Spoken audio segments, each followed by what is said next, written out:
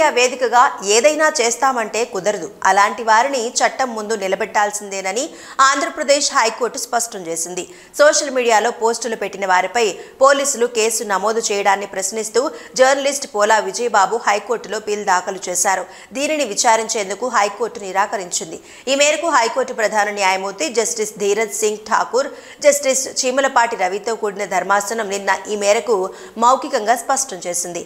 Supreme court తీర్పుకు విరుద్ధంగా social మీడియాలో పోస్టులు పెట్టిన వారిపై పోలీసు యంత్రాంగం కేసులు నమోదు చేస్తోందని, పోలీసుల తీరుపై విచారణ జరిపించాలని విజయబాబు తన పిల్లో పేర్కొన్నారు. పిటిషనర్ తరఫున వైసీపీ ప్రభుత్వంలో ఏజీగా పనిచేసిన శ్రీరామ్ వాదనలు వినిపించారు.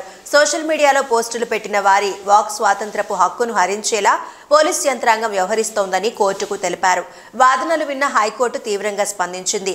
వేలాది మంది సోషల్ మీడియాలో పోస్టులు పెడుతూ దూషణలకు దిగుతున్నారని, అసభ్య పోస్టులు పెడుతున్నారని, అలాంటి వారిని పోలీసులు చట్టం ముందు నిలబడితే తప్పేమిటని ప్రశ్నించింది. ఒకే ఉద్దేశంతో వందలాది మంది పోస్టులు పెడుతున్నారని, అలాంటి వారిపై చర్యలు తీసుకుంటే తప్పేలా అవుతుందని ఘాటుగా ప్రశ్నించింది.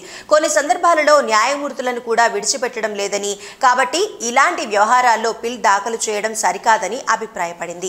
అసభ్య, అనుచిత పోస్టులు పెడుతున్న వారిపై పోలీసులు కేసులు నమోదు చేయడంలో తప్పేం లేదని హైకోర్టు తేల్చి చెప్పింది. అలాంటి వారిపై కేసులు నమోదు చేయకుండా పోలీసులను నిలువరించలేమని స్పష్టం చేసింది.